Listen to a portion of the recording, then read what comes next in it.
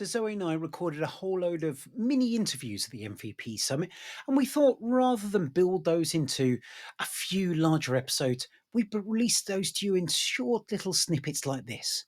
So enjoy a set of our interviews live from Seattle with various people from Microsoft and MVPs. Hope you enjoy them.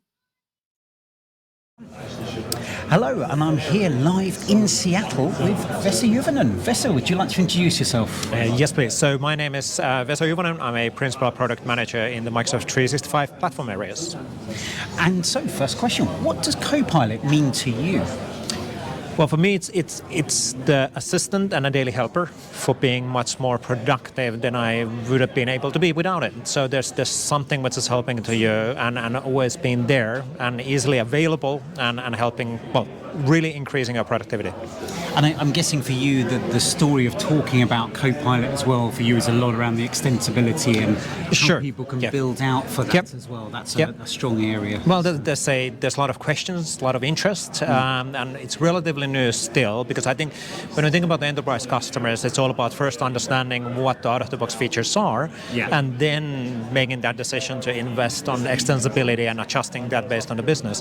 The Copilot itself provides a lot of value out of the box already, but then it really shines when it starts combining those out-of-the-box values with your business-relevant data, and then it gets super interesting, and that's getting more and more attention and features in the future as well.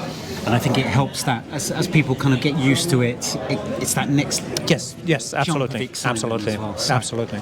And what are your experiences with Copilot that made a difference? Personally, I think the massive deal for me is that I work 10 hours away from Redmond and 10 hours away from Seattle. My team is in Seattle. I'm not. So every single evening as I'm sleeping, there's still meetings, which I don't join because I need to sleep. But then during the daytime, and during the daytime, I can easily catch up on things. And I think it is how would I put it? The golden poster boy for sure is the Teams meeting recap because it's such a fundamental piece on the day-to-day work, at least for me, to stay up to date on what's happening. I think even this week there's also situations where I'm not triple book, I'm 5-time books on the same slot, and I can't be in all of those meetings, but you potentially want to be still up to date. What was the decisions and the key points? And with Copilot, I can be that. So great example of increasing the productivity, but not really challenging my job or my career or the work what we do. It just provides we're being more productive in a less time. Yeah. And is there anything that you're worried about with Copilot? Obviously, realising your role, you don't want to get too scared with that, but... Not publicly, at least. So... I have to say, it's very hard doing these at the MVP Summit and watching what I say, but... Well, anything to worry about? Not actually really. I think we're heading to the good direction. So as Microsoft, we're super precise or making sure that it's responsible Copilot and the information is not getting leaked, all of that stuff. So I'm not really worried about all of that stuff because the basics are always done in the right way. I'm more excited on as we get the basics right, as we start then evaluating and innovating on top of that, where we will be within 12 to 24 months. Considering that 24 months ago we never had heard about Copilot, so which is just crazy. Yes, exactly. The speed of innovation is just now and also the Copilot is increasing the speed of innovation as well. Because it's also giving us ideas and innovation and inspiration for other things.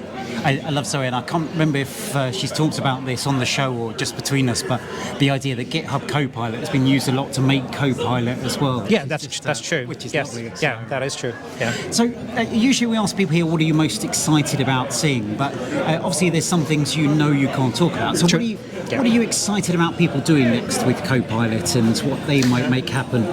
I'm super excited to see what's happening after the initial baseline, and we're still in this journey for the initial baseline, which is people are starting to use Copilot. They understand what it does in PowerPoint or in Word or in Teams.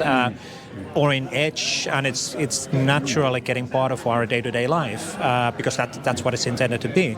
But then the excitement comes on, okay, when the baseline is gone, okay, what are we going to do next? Yeah. All of the extensibility and advanced scenarios, what the Copilot will enable us with the data within the enterprise corpus or enterprise business. It's really looking forward in all of those scenarios, and what partners like Avanade is doing, or partners what other partners are doing. Yeah. So, and I think it's that things you don't expect that someone's going to take in a way that Microsoft hasn't thought about, others haven't thought correct. about, will be a fantastic. Which is super typical thing. Even traditionally, think of something like SharePoint, a platform which has existed for 20 years.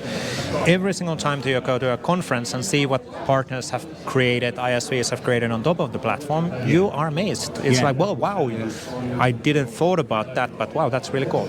And that's really the power of the partner ecosystem. So we as a Microsoft, we cannot innovate in the same scale as the global tens of thousands of partners which we have. Yeah. So, and it's super exciting to then see what's coming out of that pipeline. Absolutely, be good to see. Well, thank you very much for your time and enjoy the rest of the summit. Thank you. Thanks, Kevin. Cheers. Bye.